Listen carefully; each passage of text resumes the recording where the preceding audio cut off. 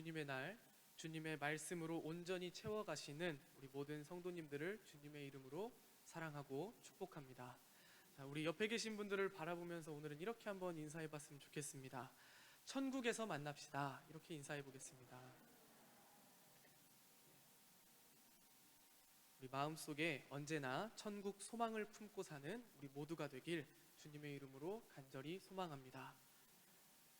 비가 보통 때에 비해서 오랫동안 오지 않거나 적게 오는 것이 지속되는 현상을 이르는 말이 있습니다.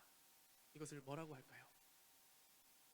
비가 오랫동안 오지 않거나 적게 오는 현상이 지속되는 것. 가뭄이죠. 네. 어려운 질문이었나요? 네. 이제 가뭄이 오게 되면은 땅이 갈라지고 꽃들은 이제 수분을 공급받지 못해서 이제 말라서 그 생명을 잃게 됩니다. 꽃뿐만 아니라 나무도 이제 우리가 많이 보는 이 나무도 큰 타격을 받게 됩니다. 그런데 이 나무를 벌목을 해보면은 이게 잘라보면은 재밌는 사실을 우리가 알 수가 있다고 합니다. 이 나무가 얼마나 살았는지 이것을 알 수 있는 나이테가 있는데, 이 나이테가 어떤 부분은 촘촘하고 또 어떤 부분은 조금 이렇게 부분이 간격이 넓은 것을 볼 수 있다고 합니다. 촘촘한 부분은 수분이 부족해서, 그 해에 수분이 부족해서 나무가 그만큼 자라지 못했다는 것을 보여줍니다. 하지만 나무는 가뭄으로 그 영양분을 얻기 위해서 땅속으로 더 깊이, 어떻게 하면 더 깊게 내려갈지 더 깊게 그 뿌리를 내립니다. 그로 인해서 조금이라도 더 많은 양분을 얻게 되면 물론이고, 태풍이 와도 깊이 내린 뿌리로 인해서 뽑히지 않을 수 있게 된다고 합니다. 오늘 본문이 속해 있는 스바냐서는 12예언서 중에서 9번째 책입니다. 스바냐라는 선지자를 통해서 하나님의 심판 예언이 주된 내용으로 기록되어 있습니다. 스바냐라는 이름은 여호와께서 숨기신다라는 뜻입니다. 이러한 이름의 뜻은 너희가 여호와의 분노의 날에 숨김을 얻으리라 라는 스바냐 2장 3절의 말씀을 상기시켜 줍니다. 그리고 스바냐는 4대에 거슬러 올라가는 족보를 가장 자세하게 또 가장 분명하게 소개하고 있는 선지자 중 한 명입니다. 1장 1절을 보면 스바냐는 히스기야의 현손이요 아마랴의 증손이요 그다랴의 손자요 구시의 아들이었더라 라고 소개하고 있습니다. 뒤에 나오는 아마랴, 그다랴, 또 구시, 이 세 사람의 이름은 우리에게 익숙치 않지만 여기에 나오는 히스기야가 우리가 아는 유다 왕 히스기야가 맞다면 스바냐는 왕족 출신입니다. 그래서 궁전 출입이 좀 자유로웠을 것이며 당시 기득권의 생활을 면밀하게 지켜볼 수 있었습니다. 또 그의 활동 시기는 예레미야와 활동 시기가 거의 비슷한데, 남유다의 요시야 왕, 종교개혁을 했던 요시야 왕 시대에 사역을 했던 인물입니다. 또 스바냐가 아수르의 수도인 니느웨를 언급하고 있는 것을 봤을 때 니느웨가 망한 주전 612년 이전으로 그 사역 시기를 우리가 추정해 볼 수 있습니다. 요시야 왕 이전에 므낫세 왕이 55년이라는 세월 동안에 장기 집권한 역사가 있습니다. 므낫세는 악한 왕의 대명사이고 또 요시야 왕은 의로운 왕의 대명사입니다. 이 둘은 상반된 평가를 받고 있는데, 요시야 왕이 이제 뒤늦게 종교 개혁, 영적인 개혁을 단행을 합니다. 하지만 이미 므낫세 시대에 너무나 그 깊게 뿌리 박힌 그런 관습, 습관, 이런 것들이 유다 백성들에게 너무나도 크게 자리 잡고 있었습니다. 그래서 유다가 영적으로 너무 오랜 시간 타락해 있었기 때문에 하나님께서 유다를 멸망시키시기로 그 한 계획을 변경하기엔 너무 늦어버렸습니다. 우상숭배가 유대 백성 사이에 너무 깊이 자리 잡아 있었고, 심지어 요시야 왕 역시도 그의 말년에 비참한 죽음을 맞이하게 됩니다. 스바냐는 이 모든 일이 일어날 것을 예견하고 있었습니다. 그래서 수년 동안 예루살렘의 지도자들에게 경고하고 있었습니다. 스바냐는 이런 상황에서 종말의 날인 여호와의 날을 예언하며 유다 백성들의 마음을 준비시킵니다. 처음 스바냐에는 창세기 1장의 내용을 뒤엎는 내용이 등장합니다. 즉 하나님이 지으신 선하고 질서 있는 세상이 무질서와 흑암과 혼돈으로 돌아가서 다시 사람이 살 수 없는 곳이 됩니다. 이 내용은 후에 예루살렘이 어떻게 멸망하는지를 보여줍니다. 그런데 여기서 스바냐는 어느 민족을 사용해서, 다른 예언서에는 어느 민족이 와서 너희를 칠 것이다, 그래서 너희가 멸망할 것이다, 이런 예언이 있지만 스바냐에는 어느 민족을 사용해서 이스라엘 민족을 멸망하게 할 것인지 명확하게 밝히지 않습니다. 그 이유는 예루살렘의 흥망성쇠를 주관하시는 분이 바로 하나님이시라는 것을 강조하기 위함입니다. 이 말은 결국 스바냐서 마지막 부분에서 하나님께서 그들에게 희망을 주시는 메시지로 전환되기도 합니다. 스바냐는 사회 지도자들을 신랄하게 비판합니다. 백성들을 올바르게 지도해야 할 지도자들을 오히려 백성들을 뜯어먹고 살육하는 맹수로 비유하기까지 합니다. 그리고 방백들은 먹이를 찾아다니며 부르짖는 사자와 같고, 정의를 실천해야 할 재판장들은 밤에 이리로 둔갑해 대낮에 해야 할 재판을 뇌물과 비리를 통해 밤중에 결론을 내리는 자들로 기록하고 있습니다. 악한 일은 엄청난 속도로 처리했습니다. 이런 일들은, 악한 일들이 벌어지면 일이 발생하고 그 일이 이튿날 아침까지 남아있는 일이 없었다고 합니다. 그들은 범죄를 퇴치하는 자들이 아니라 범죄를 이용해 자신의 이익을 취하는 자들이었습니다. 종교 지도자들도 예외는 아닙니다. 그들은 하나님의 종이 아니라 하나님을 이용하여 먹고 사는 자들이며 계시의 말씀을 자신의 의견으로 대치하는 자들이었습니다. 또한 성소를 정결하게 해야 될 사람들이었지만 그들은 정반대로 성소를 더럽히는 자들이라고 스바냐서는 기록하고 있습니다. 스바냐서에 나오는 여호와의 날이라 불리는 종말의 날에는 하나님의 백성들만 심판받는 것이 아니라 모든 열방들이 심판대에 오르게 됩니다. 스바냐 2장에 언급된 블레셋, 모압, 암몬, 부스, 아수르는 전형적으로 유다를 괴롭혀온 나라들입니다. 이들은 여기서 모든 열방을 대표해서 기록되고 있습니다. 여호와의 날에는 우주적이고 보편적인 심판이 진행될 것이라는 내용이 바로 스바냐서 앞부분에 기록되어 있습니다.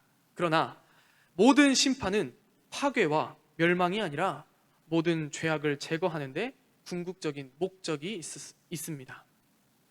일단 심판으로 정리된 후에는 여호와께서 유다 백성을 비롯한 열방을 구원하시고 모든 명예를 회복시켜 주시겠다는 약속 또한 기록되어 있습니다. 그리고 그 말씀이 바로 오늘 본문의 내용입니다. 본문 앞절인 9절부터 13절까지의 말씀은 남은 자들의 성결과 회복 및 그들이 누릴 안전에 관한 예언이 기록되어 있습니다. 여기서 남은 자들이란 여호와의 날, 즉 하나님의 심판이 유다를 비롯한 온 열방에 임할 때 여호와의 뜻에 합당한 자들을 말합니다. 이들은 악을 행하지 않고 거짓을 말하지 않으며 입에 거짓된 혀가 없는 자들입니다. 이들은 심판 후에 건설되는 메시아 왕국의 모습을 표현하는 말이기도 합니다. 이제 이 땅에는 악을 행하는 자들도 없고 거짓을 말하는 자들도 없으며 입에 거짓된 혀를 가진 자들도 없을 것이다 라는 것이 예언의 말씀이었습니다. 이 남은 자들에게 주어지는 여호와의 은혜에 대해서 이제 회복이 주어집니다. 여호와의 선택을 받은 회복된 선민이 누리게 될 기쁨과 사죄와 안전과 사랑이 이제 오늘 본문에서 정확하게 묘사되고 있습니다. 먼저 14절은 남은 자들에게 구원의 기쁨을 노래하라고 선포합니다. 처음엔 시온의 딸, 그리고 이스라엘, 그리고 예루살렘의 딸, 이것을 순서대로 이야기하며 부르면서 그들에게 노래하라, 그리고 기쁘게 부르라, 그리고 전심으로 기뻐하며 즐거워하라 라고 말하고 있습니다. 이것은 점층적인 표현으로, 이 점층적인 표현을 통해서 저자는 기쁨을 점점 더 그리고 매우 생생하게 표현하고자 했습니다. 여기서 노래할지어다, 그리고 기쁘게 부를지어다, 마지막에 전심으로 기뻐하며 즐거워할지어다, 이 말들을 살펴보면 점점 더 격앙되는 단어임을 알 수 있습니다. 남은 자들에게 찾아오는 기쁨이 얼마나 큰 것인지를 표현하기 위해서 저자는 이런 점층적인 표현을 함께 사용하고 있습니다.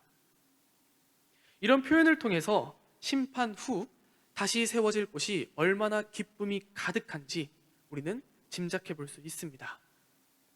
이렇게 기뻐할 수 있는 이유가 이 뒷절에 기록되어 있습니다. 첫째로, 하나님께서 하나님의 백성의 형벌을 제거하셨기 때문에 기뻐할 수 있습니다. 이는 하나님의 사죄의 은총을 나타냅니다.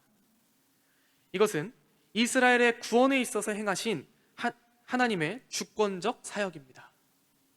오직 여호와 하나님만이 하실 수 있는 일이 바로 사죄의 사역입니다. 여기서 나오는 제거하다라는 말이 본문 윗부분인 11절에도 동일하게 나타납니다. 11절에서는 교만하여 자랑하는 자들을 제거하신다고 말씀하십니다. 즉, 심판을 주관하시는 하나님께서 사죄까지도 주관하신다라는 것을 우리가 볼 수 있습니다. 이런 능력을 가지신 하나님만이 완전한 구원을 이루실 수 있습니다. 15절에서 사용된 제거하다라는 의미는 이스라엘에게 있어서 두려움을 벗어버리고 희망을 덧입게 하는 언약의 말씀입니다. 하나님은 우리를 심판하시고 벌을 내리시는 분이시기에 두렵고 떨리는 마음을 우리가 갖지만 동시에 우리를 구속하여 주시는 은혜의 하나님이시기도 합니다. 둘째로, 하나님께서 하나님 백성과 대적하는 원수를 쫓아내셨기 때문에 기뻐할 수 있습니다. 이스라엘 민족에게 원수는 하나님께서 그 형벌을 집행하시기 위해 불러 모으신 이방 민족을 말합니다. 이제 심판을 끝마치시고 이스라엘의 남은 자에 대한 구원의 사역을 이루셨기 때문에 더 이상 그들은 필요가 없게 되었습니다. 이제 원수들이 이제 남은 자들에게 손을 대지 못하도록 하나님께서 쫓아내시겠다라고 말씀하십니다.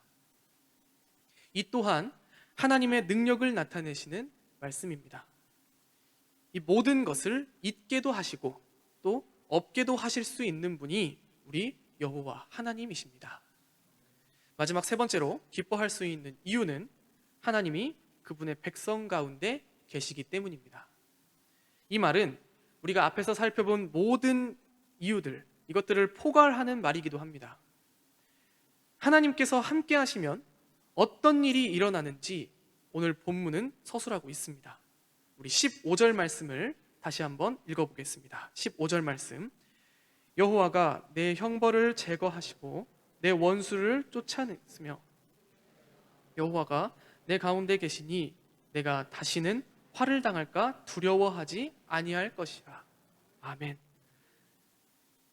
이 말씀은 여호와 하나님만이 이스라엘의 유일한 왕이심을 나타냅니다. 이스라엘 백성들에게 깊게 뿌리내려 있는 우상은 그들에게 아무것도 해줄 수 없는 헛된 허상에 불과하며 모든 것을 주관하시는 하나님만이 왕이시라는 사실을 15절 말씀은 직시하게 하십니다. 그런 이스라엘의 유일한 왕이신 하나님께서 친히 그 남은 자들 가운데 계실 것이라는 말합니다.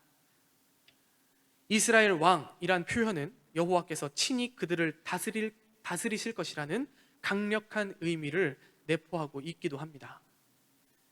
이러한 여호와의 신정 통치로 인해 회복된 선민은 다시 화를 당할까 두려워하지 않아도 됩니다. 이 세상에 어느 누구도 대적할 수 없는 강력한 힘을 지니신 만군의 여호와께서 친히 모든 원수를 대적하여 그 백성을 지키실 것이기 때문입니다. 그래서 남은 자들은 다시 화를 당할까 두려워하지 않을 것이라는 예언의 말씀이 그들에게 주어졌습니다. 이뿐만 아닙니다. 이어지는 16절에서 내 손을 늘어뜨리지 말라라는 격려도 주어지십니다. 이 표현은 절망이나 낙심의 상태를 묘사하는 히브리적 관용구입니다. 여호와의 날에 심판 모습을 지켜본 남은 자들의 현재 상태를 상상해 보면 왜 그런 말이 주어졌는지 우리는 이해할 수 있습니다.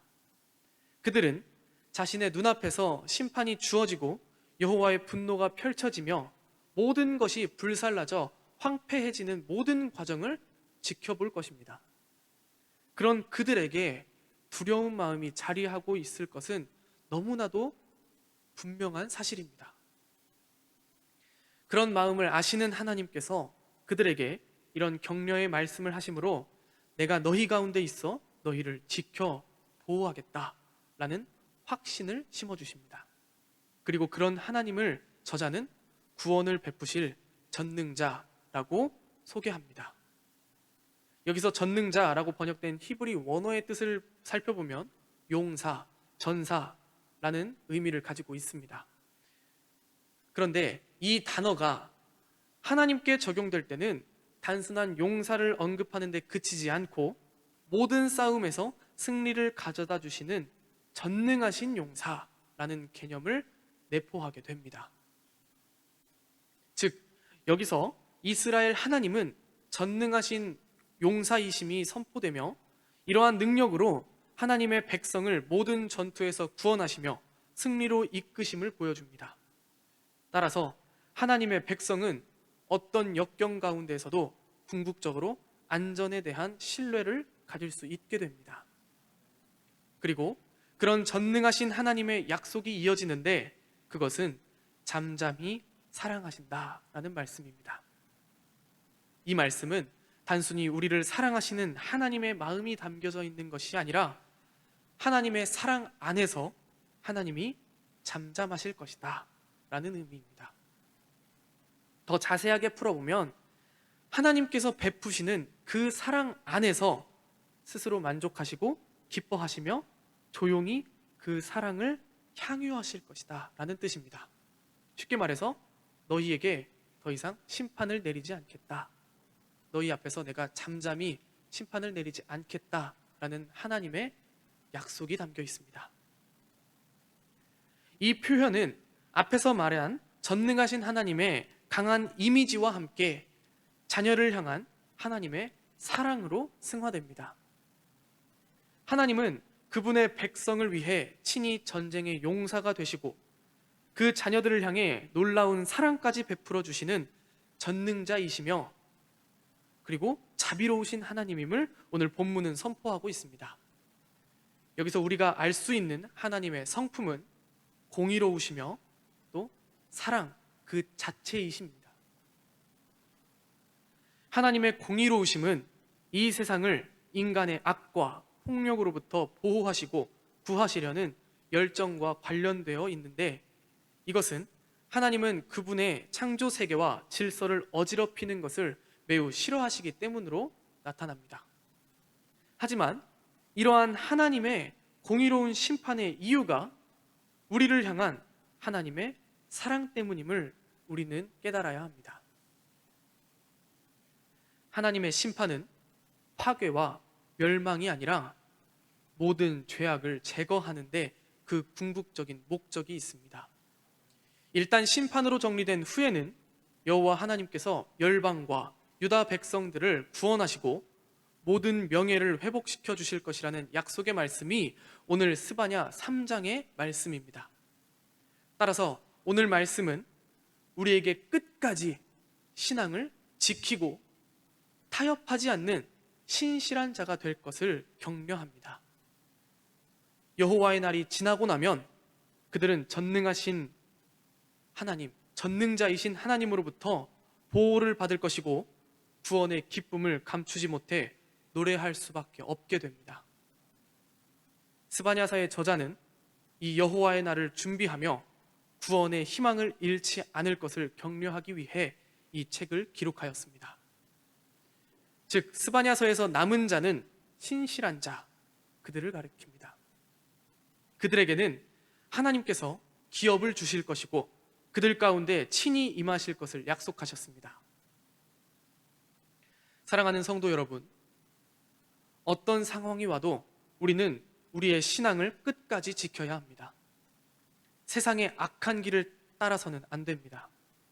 그 길은 여호와의 날에 숨겨지는 길이 아닙니다. 여호와의 날 숨겨지는 자는 신실하고 진실하게 신앙을 지키는 자들입니다.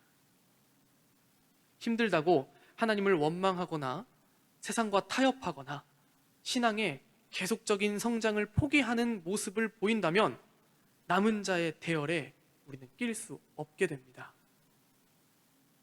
이 땅에 어떠한 시련과 고난, 역경이 찾아올지라도 그것을 이겨낼 수 있는 희망이 이미 우리에게는 주어졌습니다. 그것은 바로 천국 소망입니다. 하나님은 우리에게 천국 소망을 선물로 주셨습니다. 우리는 그 천국 소망을 마음에 품고 살아가는 존재들임을 잊어서는 안 됩니다. 나무가 가뭄에 그 뿌리를 더 깊이 내리듯이 우리는 환난 중에 우리 신앙의 뿌리를 더 깊게 내려야 합니다. 우리는 주님으로, 주님 한 분으로 환난을 이겨낼 것이며 후에 어떠한 고난이 오더라도 버텨낼 수 있는 힘이 생겨납니다. 그리고 그 힘을 우리는 이미 가지고 있습니다. 우리는 이 땅에서 남은 자들로 살아가야 하며 그런 우리 신앙의 모습을 보신 하나님은 우리를 향해 이렇게 말씀하십니다. 너로 말미암아 기쁨을 이기지 못하며 너를 잠잠히 사랑하며 너로 말미암아 즐거이 부르며 기뻐하리라. 아멘. 기도하겠습니다. 공의로우신 하나님, 온전한 주님의 사랑으로 초대해 주심에 감사합니다. 우리는 연약하여 환난과 시험이 찾아올 때 세상과 타협하고 신앙을 먼저 놓기 일쑤였습니다. 그러나 내 안에 모든 죄악된 모습을 버리고 신실한 자로 남아 주님께 숨김받길 원합니다. 우리에게 천국 소망을 기업으로 주셨으니 우리가 그 희망을 품고 구원의 기쁨을 누리며 살아가게 하여 주시옵소서. 전능하신 주님을 찬양하며 주님만을 바라보는 더 큰 믿음을 우리에게 덧입혀 주시옵소서. 예수님의 이름으로 기도드립니다. 아멘. 찬송가 310장 찬송하시겠습니다.